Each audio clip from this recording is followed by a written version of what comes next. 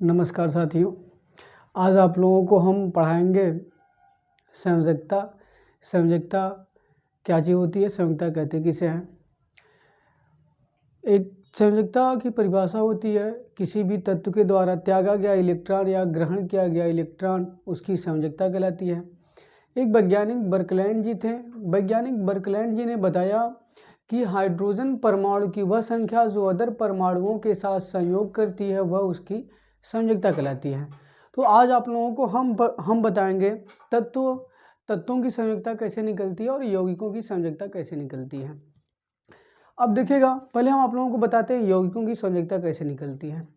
अब देखिएगा, जैसे ये H2O है, H2O जल है। अब वैज्ञानिक बर्कलैंड जी ने बताया हाइड्रोजन परमाणु की वह संख्या जो अदर परमाणुओं के साथ संयोग करती है वही उसकी संयोजकता कहलाती है।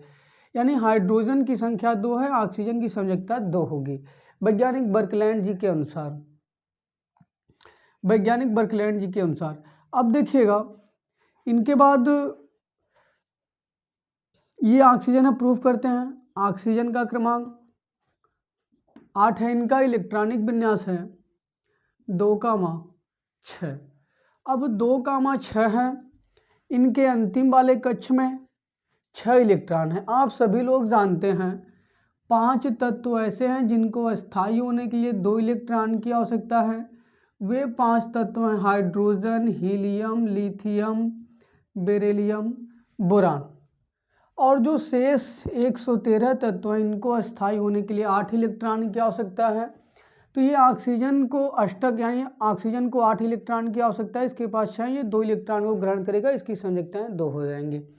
अब जैसे देखिएगा NH3, अब ये अमोनिया है। अब इसमें हम देखते हैं नाइट्रोजन की संयोजकताएं 3 होगी। यानी हाइड्रोजन परमाणु की वह संख्या जो अदर परमाणुओं के साथ संयोग करती है वही उसकी संयोजकता कहलाती है। अब जैसे देखिएगा नाइट्रोजन संयोजकता 3 हम प्रूफ करके बता रहे हैं। नाइट्रोजन का क्रमांक 7 है। अब इनका इलेक्ट्रॉनिक विन्यास 2,5। अब देखिएगा इनके अंतिम वाले कक्ष में 5 इलेक्ट्रॉन है, इनको अस्थायी होने के लिए 8 इलेक्ट्रॉन की आवश्यकता है। अब ये 5 तत्वों में से नहीं है, 113वें तत्वों में से एक है, इसको अस्थायी होने के लिए 8 इलेक्ट्रॉन की आवश्यकता है। ये 3 इलेक्ट्रॉन को जब ग्रहण करेगा इसकी संयोजकताएं 3 हो जाएंगी। यानी हाइड्रोजन परमाणु की वह संख्या जो अदर परमाणुओं के साथ संयोग करती है वही उसकी संयोजकता कहलाती है।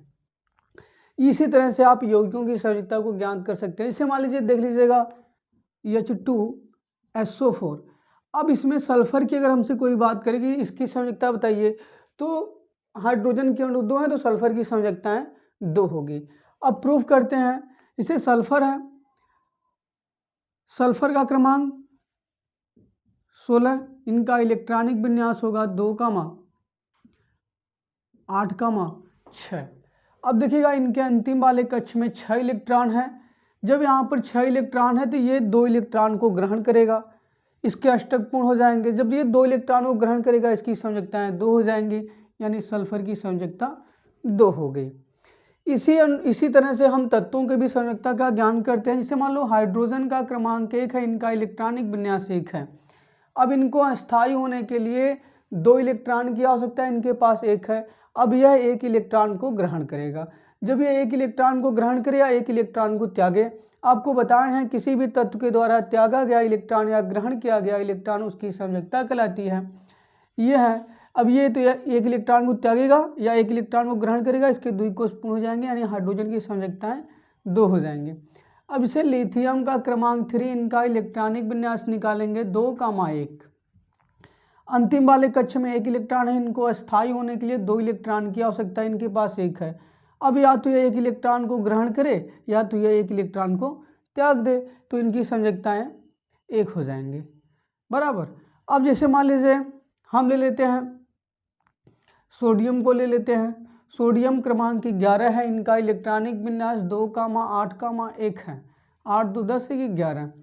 अब देखिएगा सोडियम का इनके अंतिम वाले कक्ष में 8 इलेक्ट्रॉन, अंतिम वाले कक्ष में 1 इलेक्ट्रॉन है, अंतिम वाले कक्ष में 1 इलेक्ट्रॉन है। अब ये 2 तत्वों में से, ये 5 तत्वों में से नहीं, ये 113वें तत्वों में से 1 है, यानी अब इसको अस्थायी होने के लिए 8 इलेक्ट्रॉन की आवश्यकता है।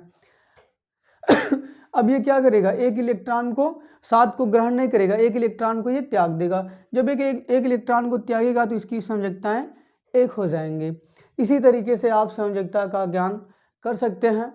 और देखिएगा संयोजकता के डिफिनीशन, जिसे मान लीजिए हमको एक पेन खरीदना हो, पेन की कीमत 10 रुपये हो और हम 2 फ्रेंड हों, हमारे पास 7 है, उनके पास 3 रुपये हैं और हमको पेन खरीदनी है। अब हमारे पास 7 है, इनके पास 3 रुपये, हमने 3 रुपये इनसे लिया और हमारे पास 10 रुपये हो गए तो हमने एक पेन को खरीद लिया। यानी किसी भी तत्व के द्वारा त्यागा गया इलेक्ट्रॉन या ग्रहण किया गया इलेक्ट्रॉन उसकी संयोजकता कहलाती है। यानी किसी को हमने उधार दिया या हमने उनसे उधार लिया, वही उसकी संयोजकता होती है। धन्यवाद। इसके बाद आप लोगों को अगले वीडियो में हम पढ़ाएंगे ऑक्सीकरण अवस्था।